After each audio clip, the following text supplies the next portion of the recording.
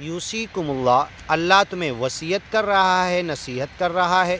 وصیت کا لفظ مرنے والا جو بولتا ہے اس کے لیے استعمال ہوتا ہے، لیکن اللہ کی یہ وصیت، اللہ کی وصیت اس معنی میں نہیں ہے۔ اللہ کی نصیحت، اللہ کی وصیت، یعظکم اللہ، اللہ تمہیں نصیحت کرتا ہے۔ یوصیکم اللہ، اللہ تمہیں وصیت کرتا ہے۔ امر اللہ انزلہ الیکم، اللہ نے اپنے حکم نازل کیے۔ آیات محکمات، اللہ کے محکم حکم والی آیتیں ہیں۔ سورۃ انزلناہا وفرضناہا، سورہ ہم نے نازل کی، سورہ نور اور ساری سورتیں۔ فرضناہا، اس کے احکام ہم نے فرض کیے۔ یہ کتبہ، تمہارے اوپر لکھ دیا گیا، فرض کر دیا گیا، من جانب اللہ، فی اولادکم، تمہاری اولاد کے معاملے میں، للذکر، مردوں کو، مثل حظ الانثیین، دو عورتوں کو جتنا ملے گا اس کا دگنا مردوں کو ملے گا۔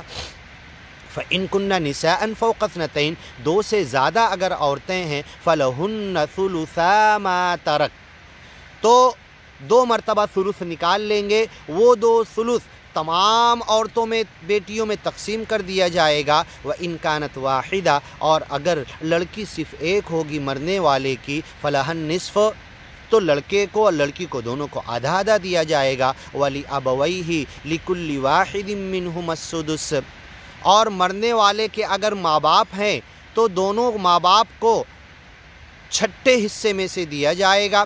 مما ترک، جو چھوڑ کر مرنے والا۔ ان کان لہو ولد، اگر اس کی اولاد ہو تب یہ چھٹا حصہ ماں باپ کو۔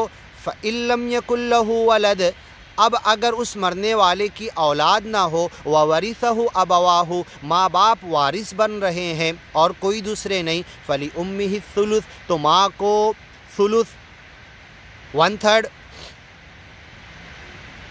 فإن کان لہو اخوہ، اور اگر اس کے بھائی بھی ہوں، فلأمہ السدس، تو ماں کو چھٹا حصہ۔ من بعد وصیۃ، اس کی وصیت جو کچھ بھی کہیں پر دینے کو بولا، اس وصیت کے بعد یوصی بہا، جو کچھ وصیت کر کے گیا، او دین، یا جو قرض اس کا پہلے ادا کرنا پھر کسی کو بانٹنا، لیکن اس کی وصیت اتنا نہ ہو کہ اس کے رشتہ داروں کا حق مارا جائے۔ آباؤکم و ابناؤکم، تم نہیں جانتے کہ تم اپنے باپ کے لیے بڑی زیادہ وصیت کر کے جاؤ یا بیٹے کے لیے، تو اللہ نے ماں باپ کا، بیٹے بیٹی کا حصہ فکس کر دیا، تمہیں نہیں پتہ ہے۔ آباؤکم و ابناؤکم لا تدرون ایہم اقرب لکم نفعا، کس کو کتنا دو اور کون تمہارے لیے زیادہ، تمہاری اولاد کے لیے، تمہارے بعد کے مستقبل کے لیے، بعد کے خاندان کے لیے کون زیادہ خیر خواہ ثابت ہوتے ہیں، ماں باپ یا اولاد، اسینڈنٹ یا ڈیسینڈنٹ۔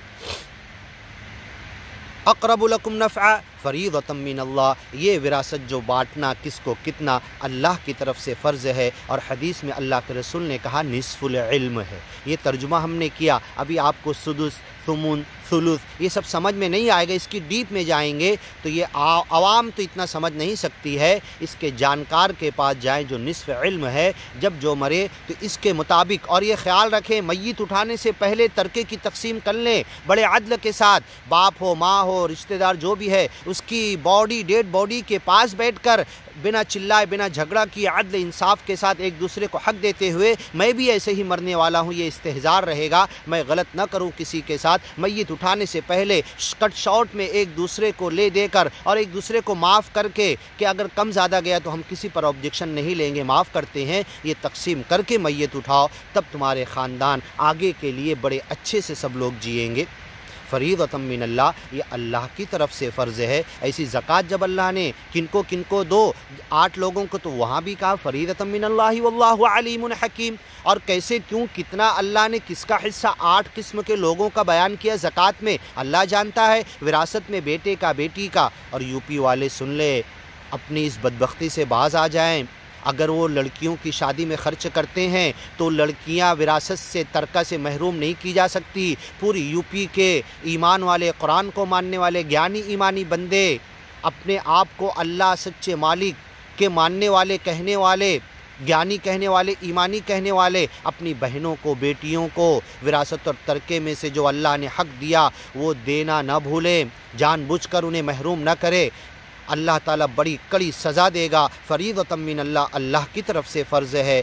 ان اللہ کان علیما حکیما، اللہ بڑے علم اور حکمت والا ہے۔ وَلَكُمْ نِصْفُ مَا تَرَكَ أَزْوَاجُكُمْ، آگے کی ویڈیو میں سنتے ہیں۔